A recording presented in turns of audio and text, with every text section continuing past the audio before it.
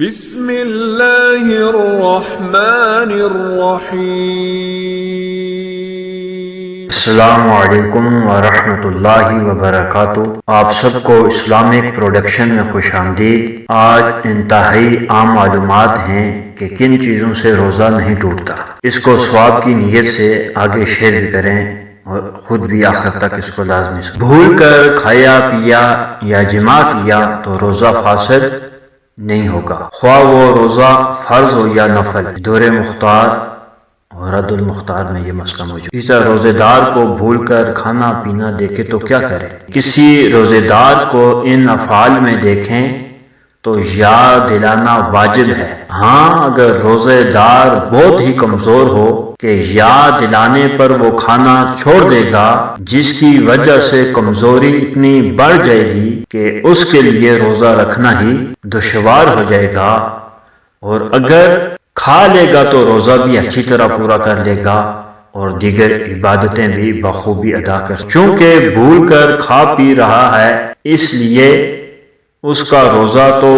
ہو ہی جائے گا، لہذا اس صورت میں یاد نہ دلانا ہی بہتر ہے۔ یہ بحر شریف۔ اور بعض مشائخ اکرام رحمہم اللہ السلام فرماتے ہیں کہ جوان کو دیکھے تو یاد دلا دے اور بوڑھے کو دیکھے تو یاد نہ دلانے میں حرج نہیں، مگر یہ حکم اکثر کے لحاظ سے ہے، کیونکہ جوان اکثر قوی یعنی طاقتور ہوتے ہیں اور بوڑھے اکثر کمزور ہیں۔ چنانچہ اصل حکم یہی ہے کہ جوانی اور بڑھاپے کی کوئی دخل نہیں ہے، بلکہ قوت و ضعف یعنی طاقت اور کمزوری کا لحاظ ہے۔ لہذا اگر جوان اس قدر کمزور ہو تو یاد نہ دلانے میں حرج نہیں، اور بوڑھا قوی یعنی طاقتور ہو تو یاد دلانا واجب ہے۔ یہ رد المختار میں موجود ہے۔ اب روزہ یاد ہونے کے باوجود بھی مکھی یا غبار یا دھواں حلق میں چلے جانے سے روزہ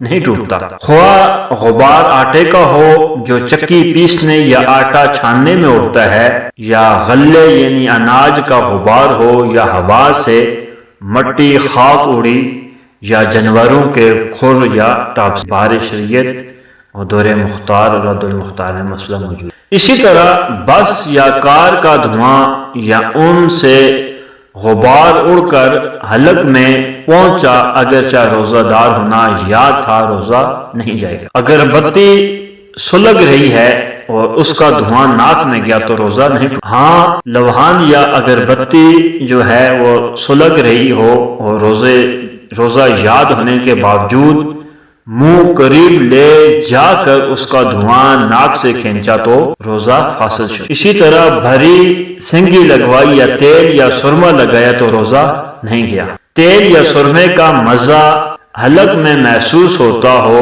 بلکہ تھوک میں سرمے کا رنگ بھی دکھائی دیتا ہو، تب بھی روزہ نہیں ٹوٹے گا۔ غسل کیا اور پانی کی خنوکی یعنی ٹھنڈک اندر محسوس ہوئی، تب بھی روزہ نہیں ٹوٹے گا۔ کلی کی اور پانی بالکل پھینک دیا، صرف کچھ تری منہ میں باقی رہ گئی تھی، تھوک کے ساتھ اسے نگل لیا، روزہ نہیں ٹوٹا۔ دوا کوٹی اور حلق میں اس کا مزہ محسوس ہوا، روزہ نہیں ٹوٹا۔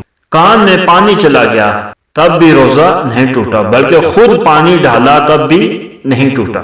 پردہ پھٹا ہوا ہو تو کان میں پانی ڈالنے سے حلق کے نیچے چلا جائے، روزہ۔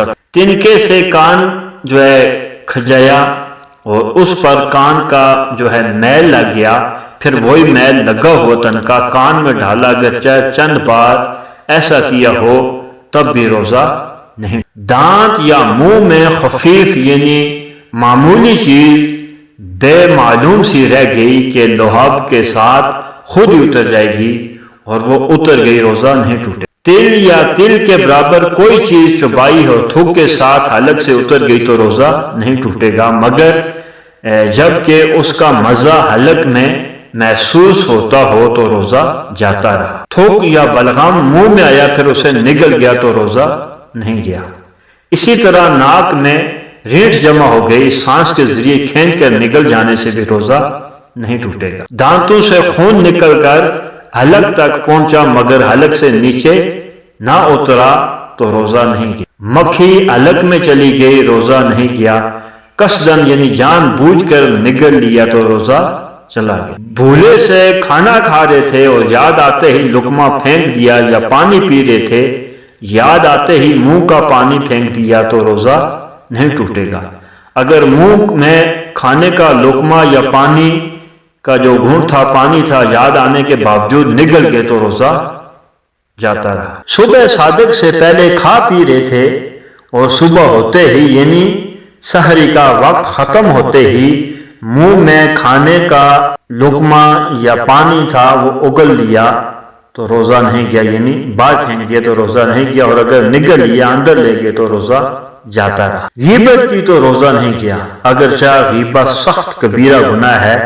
قرآن مجید میں غیبت کرنے کی نسبت فرمایا جیسے اپنے مردہ بھائی کا گوشت کھانا ہے، اور حدیث پاک میں فرمایا کہ غیبت زنا سے سخت تر ہے، تو غیبت کی وجہ سے روزے کی نورانیت جاتی رہتی۔ جنابت یعنی غسل فرض ہونے کی حالت میں صبح کی، بلکہ اگرچہ سارا دن وہ بے غسل رہا، یعنی اس نے غسل نہیں کیا، روزہ نہیں گیا، مگر اتنی دیر تک قصداً جان بوجھ کر وہ غسل نہیں کرتا، نمازیں قضا کرتا ہے، یہ گناہ ہے، حرام ہے۔ حدیث شریف میں فرمایا کہ جس گھر میں ناپاکی ہو اس میں رحمت کے فرشتے نہیں آتے۔